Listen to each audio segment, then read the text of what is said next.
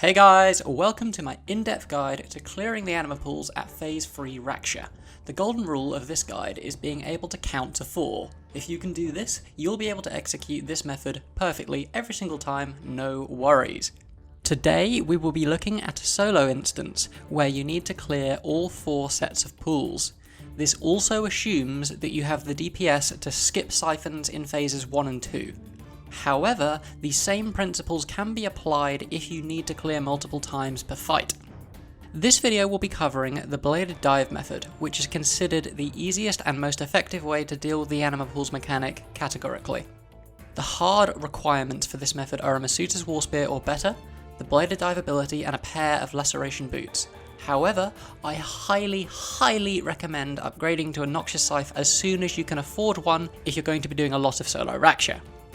When attempting this method with a tier 82 Masuda's War Spear, melee damage prayer on, and even the Marjarat aura for the extra 5% damage in all styles, I was consistently missing some pools, which will make your fight significantly harder.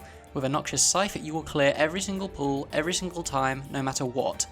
This method is all about timing, and understanding the flow of global cooldowns. At 400,000 life points, Raksha will stomp the ground, and phase 3 has begun. In the lead up to phase 3, I like to walk Raksha away from the pools so that I am less likely to accidentally click him when trying to bladed dive onto a pool. It is important to continue attacking the boss during the rockfall, as it will greatly aid your timing and survivability. This is where our golden rule of counting to 4 comes into play. After phasing the boss, count each ability you use up to 4. Let's do it in real time. 1, 2, 3, 4 abilities. After your 4th ability, equip your laceration boots and halberd weapon, preferably a scythe, and continue the rhythm you have counted so far. Count 1, 2, 3, 4 for each pool. This rhythm is one ability every 1.8 seconds for those of you who are curious, but you just need to feel the rhythm to be able to do this. You know you've got the timing down when you land your first bladed dive at the same time as this text box coming up on your screen. A quick note on equipping your scythe and lacerations that I think is worth mentioning is how useful keybinds are. Simply drag the item you want to keybind onto your action bar, and then right click and select the key you want to press in order to equip it. I keybind my boots and scythe to keys 3 and 4, and then put bladed dive on number 5. This way I can simply press 345 on my keyboard in quick succession, just as I want to bladed dive the first pool.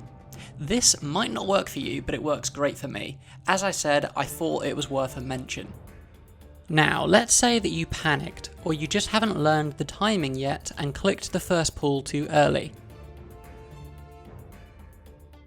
The game will recognise that the global cooldown has not reset, so therefore you will deal 0 damage to the pool. If you have a habit of clicking the ground rather than a pool, I'd advise bringing a power burst of acceleration potion with you to reset the cooldown on bladed dive, allowing you to try again in the same kill. However, if you just clicked too early, but you did target a pool, you can quickly cleave, quake, or hurricane to wipe out all of the pools at your location.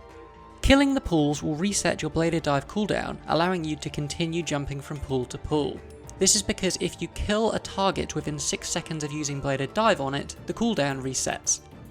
I'll link a video on screen now on how to set up action bar binding, so that when you change weapons, you get access to that weapon's action bar. Happy Rakshaing, everybody! So now I want to hear from you guys. Did you find this guide useful, or do you think I've missed out some important details? Do you want to see more videos like this, going into specific mechanics of boss encounters, or should I just stick to other stuff? Drop me a comment down below. And if you're still here, please consider subscribing to the channel and dropping a like on the video. My analytics shows me that whenever I remind you guys of this, I get more likes and subscriptions on that video. I have been Seanikinz, so as always, until next time.